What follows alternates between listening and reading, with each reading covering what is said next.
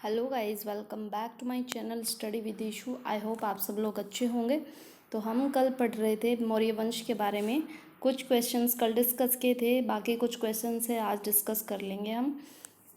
तो चलिए शुरू करते हैं। क्वेश्चन 1 है, अशोक का शारकुना अभिलेख किस भाषा में प्राप्त हुआ? ऑप्शन है ब्राह्मी, खरोष्ठी, पाली, ग्रीक एवं अरमाइक।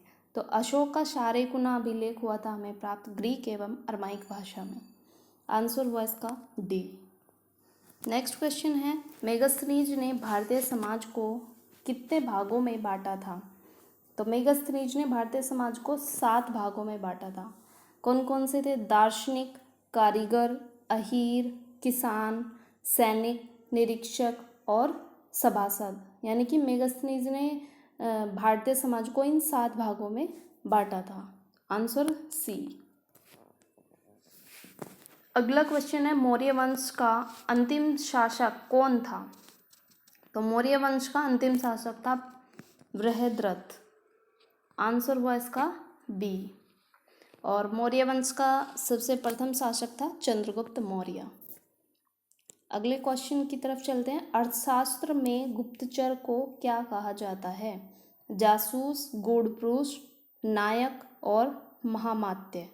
तो अर्थशास्त्र में गुप्तचर को कहा जाता था गूढ़पुरुष। Answer B. अगला क्वेश्चन है, अशोक का कौन सा अभिलेख सबसे लंबा था? तो अशोक का सबसे लंबा अभिलेख था 7वां। और सबसे छोटा अभिलेख था, कल बताया भी था मैंने, रुम्मीदेई। अशोक ने लिखा था, ये सबसे छोटा अभिलेख था इसका रुम्मीदेई। और सबसे लंबा अभिलेख था 7वां अभिलेख। ठीक है। अगला क्वेश्चन है, निम्नलिखित में से किसकी तुलना मैकियावेली के प्रिंस से की जाती है? ऑप्शन है कालिदास का मालविकाग्नि मित्र, बी है कौटिल्य का अर्थशास्त्र, सी है वात्स्यायन का कामसूत्र और डी है त्रिवल्लुवर का तिरुक्कुरल। तो कौटिल्य का अर्थशास्त्र इसका आंसर है। मैकियावेली के प्रिंस से इसकी तुलना की गई थी। अगला क्वेश्चन है, वह शासक कौन था जिसने राज सिंहासन पर बैठने के लिए अपने बड़े भाई सुसीम की हत्या कर दी थी? अशोक ने, अजातशत्रु ने, कनिष्क ने या सिमुक ने? तो अशोक ने अपने बड़े भाई सुसीम की हत्या की थी राज सिंहासन पर बैठने के लिए। Answer A.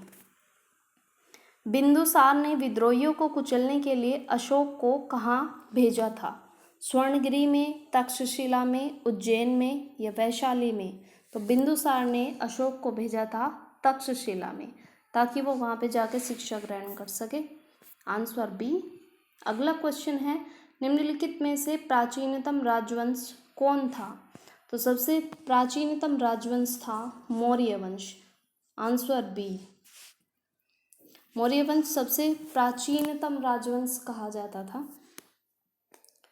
तो ये कुछ क्वेश्चंस थे। आज हमारा मौर्य वंश कंप्लीट हुआ चैप्टर।